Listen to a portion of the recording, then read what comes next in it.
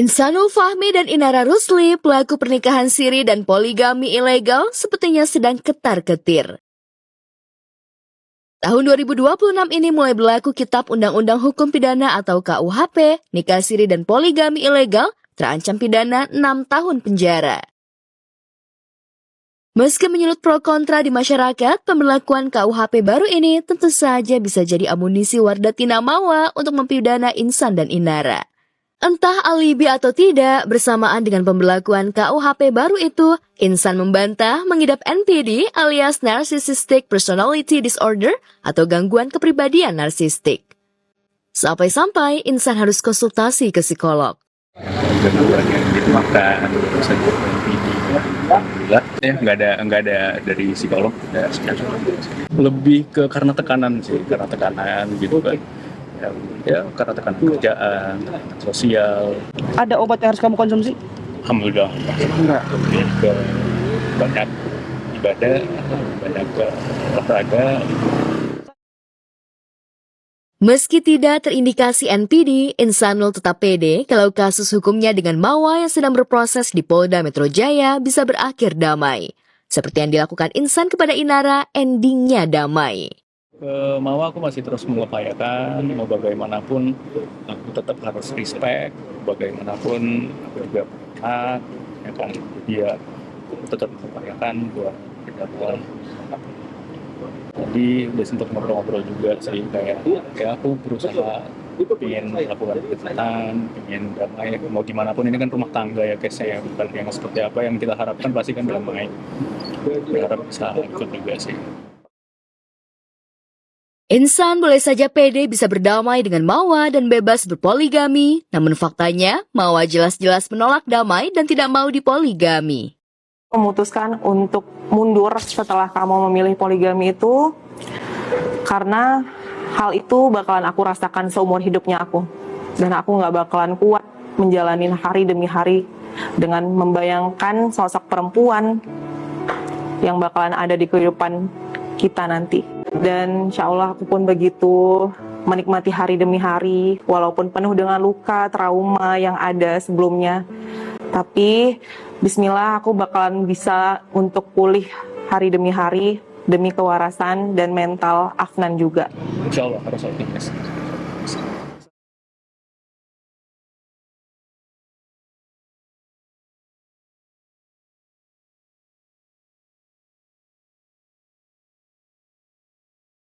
Kabar bahagia berhembus dari keluarga cendana Presiden kedua Republik Indonesia, Soeharto. Ramai jadi perbincangan cucu Soeharto, Dharma Mangkuluhur yang merupakan anak dari Tommy Soeharto dan Tata Cahyani akan segera menikah dalam waktu dekat. Meski belum diketahui tanggal pasti, Dharma dan kekasihnya, Patricia Schultz, sudah membagikan sejumlah momen indah jelang pernikahan. Diketahui Patricia juga sudah menggelar acara bridal picnic dengan tema piknik di kebun dengan dekorasi cantik serba biru. Sebelumnya mencuri perhatian pula momen Dharma melamar Patricia di Afrika. Sebuah konsep yang jarang dilakukan, di mana keindahan flora dan fauna justru membangun kesan romantis. Sebuah cincin berlian raksasa jadi bukti cinta Dharma pada Patricia.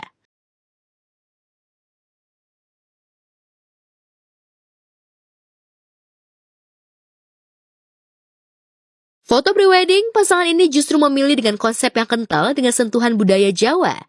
Lantas, akankah pernikahan Dharma dan Patricia bakal digelar mewah seperti pernikahan orang tua Dharma sendiri pada 30 April 1997? Tak hanya itu yang bikin publik penasaran, latar belakang profesi Dharma dan Patricia yang jauh bertolak belakang juga jadi sorotan. Di mana Dharma memiliki profesi sebagai pengusaha, sementara Patricia adalah DJ profesional berdarah Jerman, Tionghoa, dan Indonesia.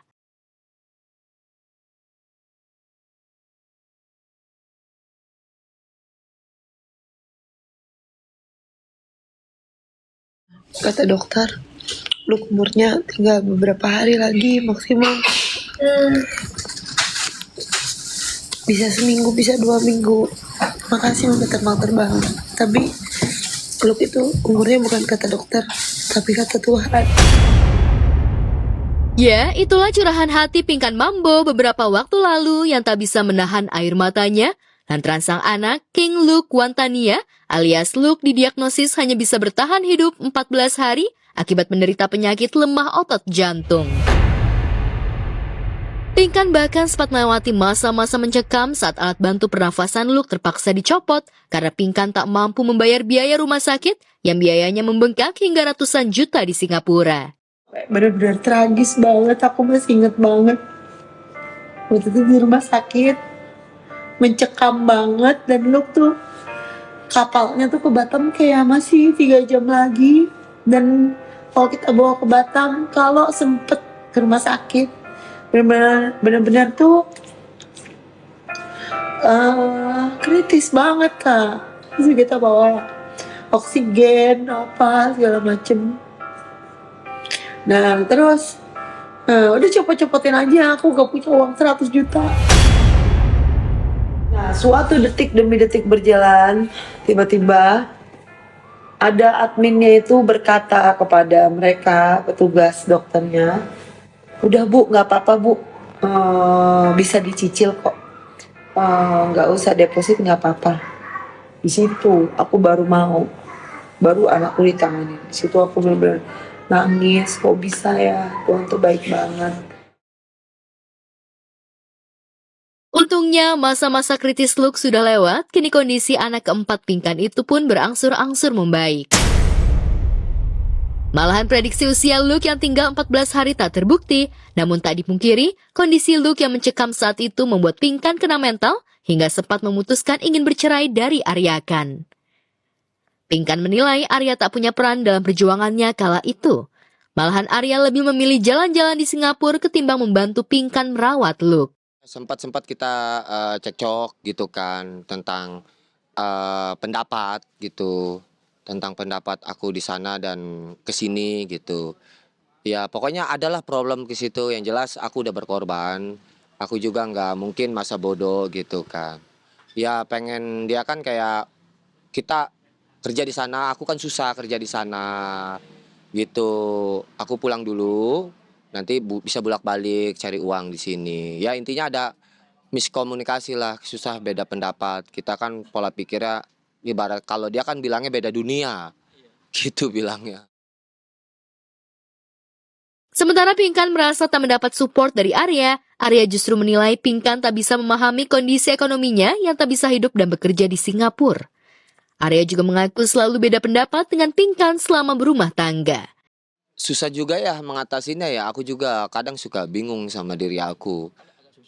Iya, jadi gimana ya gitu untuk kasih solusi, terus ngelurusin nih pikirannya kayak gimana biar supaya sependapat. Itu susah untuk aku bicara kayak begini, dia begitu, susah.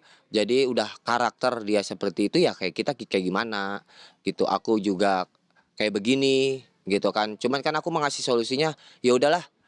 Kalau emang lu maunya begitu yang terbaik ya udah gitu aja. Gue mau apa? Yang penting ya gue udah datang ke sana, peduli, gue pulang dulu nganterin anak gue. Aku biaya hidup di sana itu 1 hari itu sekitar 10 juta lebih. 2 hari aku udah 20 juta lebih di sana. Di Singapura apa-apa mahal soalnya. Anehnya, meski sering ribut, umbar aib hingga berkali-kali hampir cerai, hubungan Pinkan dan Arya tak pernah benar-benar berakhir alias rujuk lagi, harmonis lagi. Keduanya pun makin kompak mencari rezeki sambil melawak di media sosial. Cakep banget kita ya, kayak orang kaya. Udah. Ya, keren ya, kayak narapidana. Cari berita selebriti dan lifestyle yang lagi viral. Di sini tempatnya. Yuk subscribe, like, dan share. Oke Zone Woman, educate, empower, and elevate.